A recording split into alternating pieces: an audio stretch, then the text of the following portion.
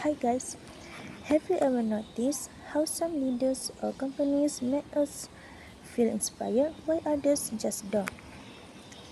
Simon Sinek, in his famous TED Talk, explained this through something called the Golden Circle. And once you understand it, you will see leadership and communication in a completely different way. The Golden Circle has three parts: how and why, how and what. Most people start with what they do. They tell you the products they sell or the service they provide.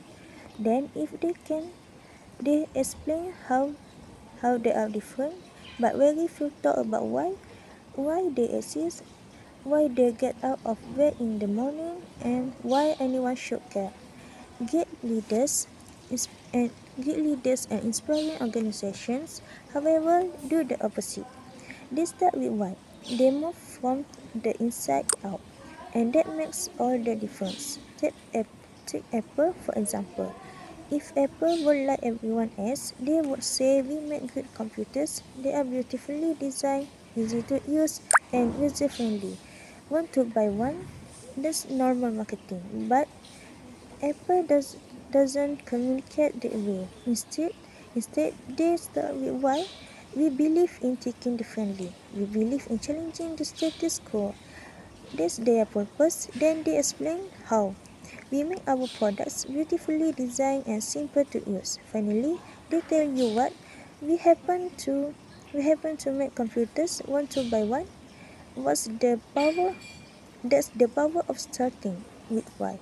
People don't buy what you do, people buy why you do it. This pattern shows up everywhere. Martin Luther King Jr.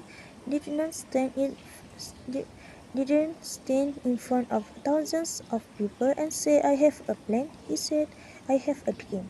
He spoke from his purpose, from his belief, and that's why people follow him.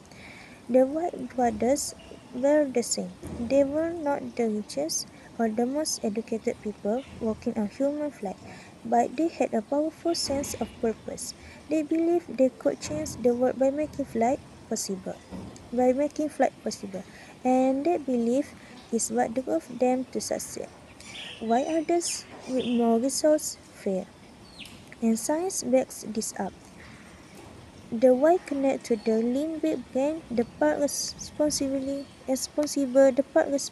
for feelings, behavior, and decision making. It has no capacity for language, but it drives us to act. The what corresponds to the neocortex, the logical part of the brain that understands facts and numbers.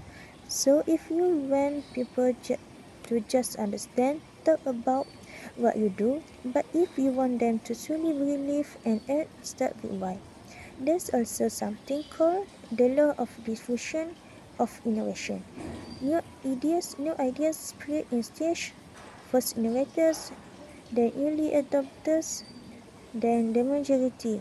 If you want mass adoption of your idea, you need to first win the innovators and early adopters. And the way to do that is by starting with why. They are the ones who believe in your case, in your in your cause before everyone else does. So what's the lesson here? Whether you are trying or lead, whether you are trying to lead, sell, or simply share an idea, don't just talk about what you do. Don't even stop at how you do it. Always start with why. With why. That's how you inspire people. That's how you create loyalty. That's how you lead movements. In the end, people don't buy what you do. They buy why you do it. And if you can communicate your why, you won't just have customers or followers. You will have believers, and that is the real power of great leadership. Okay, thank you for listening.